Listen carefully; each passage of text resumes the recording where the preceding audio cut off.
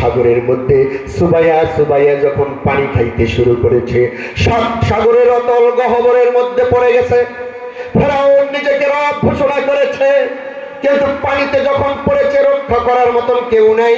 তখন সে বলল, রব্বুল আলামিন আমানতু আন্নাহু লা ইলাহা ইল্লাল্লাহ, তুমি আমার রব, আমি কিন্তু তোমাকে রব হিসাবে মেনে নিয়েছি। আনা মিনাল মুসলিমিন, আমি কিন্তু একজন খাঁটি মুসলমান। জোরে বলেন না। ফেরাউন মুসলমান, এটা কি কে মানবেন? হাত তোলেন তো। ফেরাউন করছে আনা মিনাল মুসলিমিন, আল্লাহ বলছেন ওয়া কুনতা মিনাল মুফসিদিন, আই তুই কিসের মুসলমান? তুই তো বড় পৃথিবীর সবচেয়ে বড় সন্ত্রাসী, ঠিক কিনা বলেন? তুই আমার নবীরে থাকতে দেশ মিশরে, তুই আমার নবীরে হত্যা মামলার আসামি বানাইয়া মাদান শহরে ওই শুআয়ব আলাইহিস সালামের বাড়িতে 10 বছরের ছাগল চড়াতে বাধ্য করেছিস, ঠিক কিনা বলেন?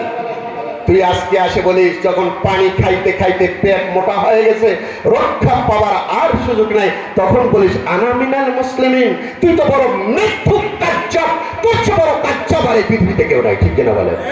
আল্লাহ বলছেন ওয়া কুনতা মিনাল মুফসিদিন, তুই হলো বিশ্ব সন্ত্রাসী, আর এখন কালেমা পড়তেছিস মুসলমান, লা ইলাহা ইল্লাল্লাহ।